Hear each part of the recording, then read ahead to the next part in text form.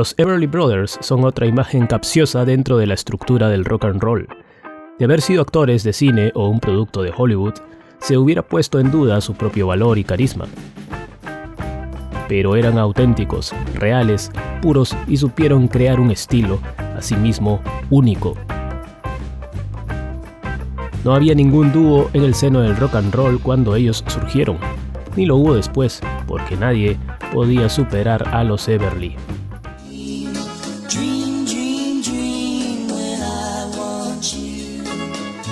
Los dos hermanos Everly, Don y Phil, proceden de otra región de carácter rural de Estados Unidos, Kentucky, y eran hijos de unos cantantes de country. Sus antecedentes no pueden estar más claros.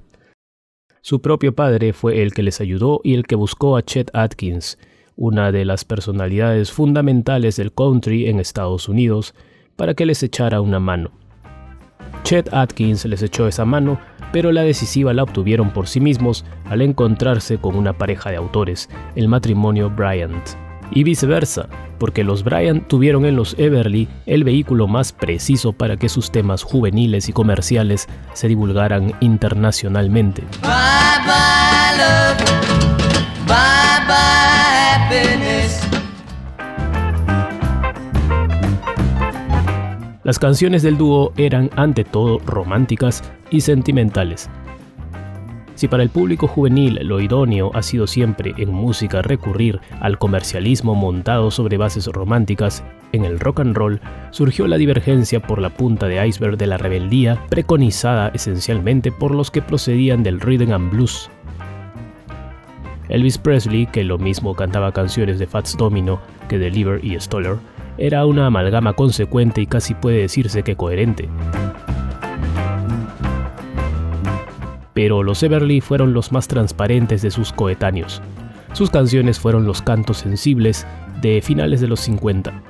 Exponían temas juveniles con nitidez y cuando se acercaban a extremos peligrosos, que hoy parecen ridículos, lo hacían con inocencia, como si se escudaran detrás de la propia canción. Uno de sus discos más extremos, entre comillas, fue Wake Up Little Susie. Una pareja de adolescentes va a ver una película al drive-in, que era un cine al aire libre, muy conocido en los años 50, donde los asistentes acudían en sus coches y veían el programa sin salir de los mismos. Y sin poderlo evitar se duermen, despertando horas después. El pánico de los protagonistas se centra en lo que pensarán sus padres. Obviamente en los años 50 los drive-in solían ser los lugares elegidos por las parejas para besarse y los coches los refugios más asequibles y naturales para hacer el amor. Pero una canción como esta, en la segunda mitad de los 50, resultaba procaz, al menos para dos chicos blancos y buenos como los Everly.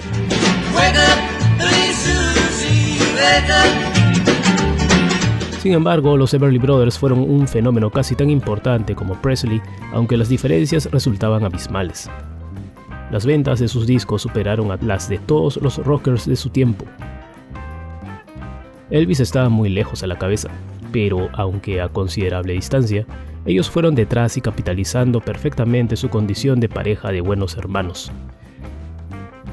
Captaron al público más importante y le ofrecieron sonrisas y un poco de amor disuelto en ritmo y canciones que hoy son históricas. Incluso a nivel de imagen se les dotó de cierto halo peculiar, con la intención de poner de relieve la ingenuidad y sensibilidad de Phil frente a la mayor rudeza de Don. Para críticos, de la misma forma que solo hubo un Elvis Presley o un Buddy Holly, también hubo únicamente unos Everly Brothers en la escena del rock and roll. El estilo de los Everly Brothers dentro del rock and roll había de ser uno de los puentes hacia el pop de los años 60. En la historia de la música hay pocos casos tan fundamentales como el de su carisma y estilo, de forma que muchos conjuntos pop de la década de los 60 les imitaron. En 1956 graban en Nashville su primer single, Keep a Loving Me, para la CBS, bajo auspicio de Chet Atkins.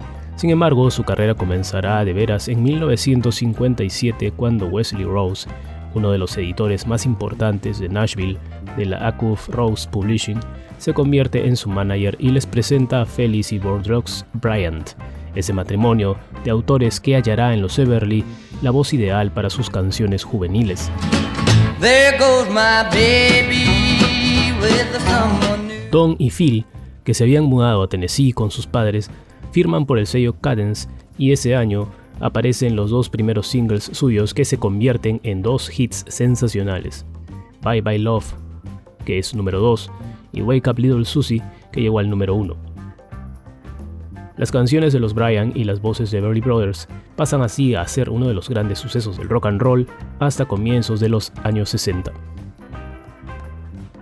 Hasta su incorporación a la Marina en 1960, el dúo mantiene una fulgurante línea de éxitos. All I Have to Do Is Dream, número 1 en Inglaterra; Bird Dog y Problems, número 2 en Estados Unidos. En 1958, Take a Message to Mary y Till I Kiss You en 1959. Cathy's Clown, número 1 en Estados Unidos y en Inglaterra. Let It Be Me, When Will I Be Loved y Like Strangers en 1960. Let It Be Me fue luego también grabada por el Beatle George Harrison como solista.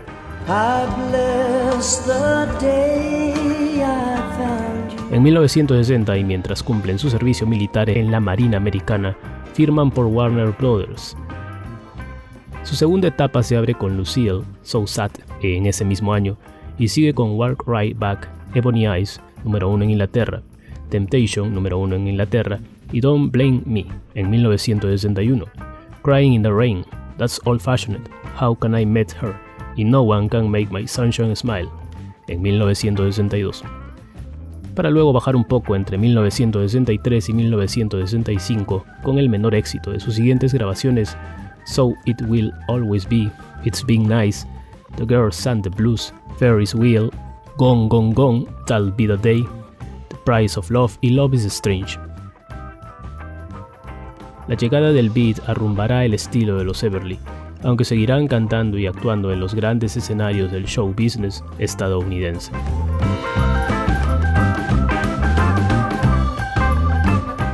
En 1972 dejan Warner y firman por RCA, debutando con el LP 26, pero en 1973 se separan, siguiendo cada uno su camino. Las diferencias musicales entre los dos hermanos habían sido ya frecuentes en los últimos años. John editó los LP Don Everly, publicado antes de la separación en 1971. Sunset Towers, del 74, y Brother Jukebox, del 77. Phil, por su parte, grabó Star Spangled Springer, en el 73. There's Nothing's Too Good for My Baby, 74. Phil's Dinner, ese mismo año. Mystic Line en 1975 y Phil Everly en 1979. Todos ellos sin repercusión, aunque conservando trazos del estilo que les convirtió en gigantes del rock and roll.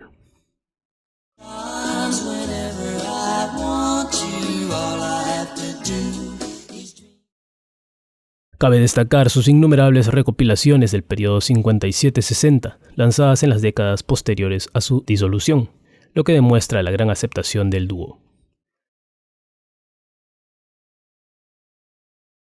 Esa es la importancia del dúo Everly Brothers para el rock and roll. Los Beatles se influenciaron mucho de ellos, Simon and Garfunkel también. Ellos cantaban varias de sus canciones soñando imitarlos, y otro de sus temas emblema, Love Hearts, fue energizado en los años 70 por Nazareth, que lo convirtió en un hit mundial.